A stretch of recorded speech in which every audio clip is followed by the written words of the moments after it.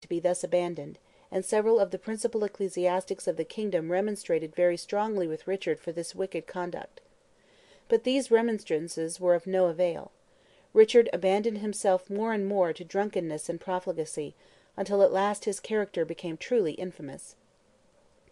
One day, in 1195, when he was hunting in the forest of Normandy, he was met by a hermit, who boldly expostulated with him on account of the wickedness of his life. The hermit told him that, by the course he was pursuing, he was grievously offending God, and that unless he stopped short in his course and repented of his sins, he was doomed to be brought very soon to a miserable end by a special judgment from heaven. The king pretended not to pay much attention to this prophecy, but not long afterward he was suddenly seized with a severe illness, and then he became exceedingly alarmed. He sent for all the monks and priests within 10 miles around to come to him, and began to confess his sins with apparently very deep compunction for them, and begged them to pray for God's forgiveness.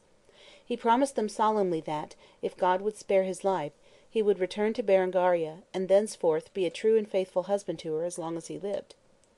He recovered from his sickness, and he so far kept the vows which he had made as to seek a reconciliation with Berengaria, and to live with her afterward, ostensibly at least on good terms.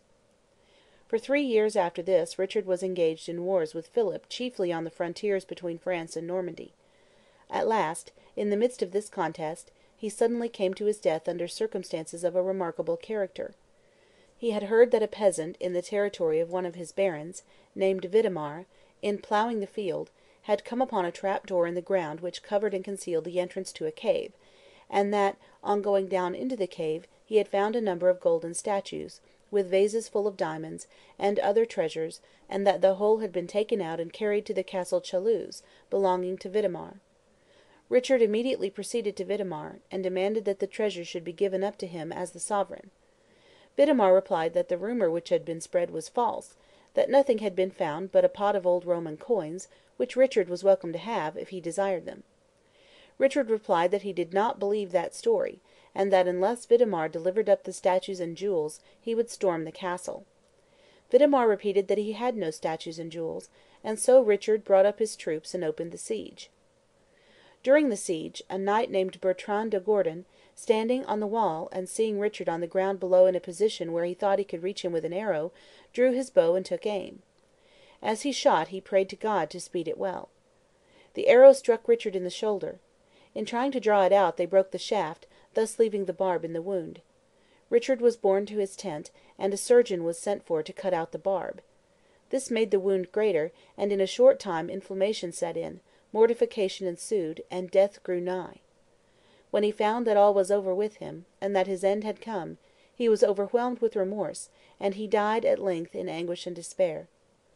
His death took place in the spring of 1199. He had reigned over England 10 years, though not one of these years had he spent in that kingdom. Berengaria lived afterward for 30 years. Richard I is known in history as the Lion-hearted, and well did he deserve the name. It is characteristic of the lion to be fierce, reckless, and cruel, intent only on pursuing the aims which his own lordly and impetuous appetites and passions demand, without the least regard to any rights of others that he may trample under foot, or to the sufferings that he may inflict on the innocent and helpless. This was Richard's character precisely, and he was proud of it. His glory consisted in his reckless and brutal ferocity.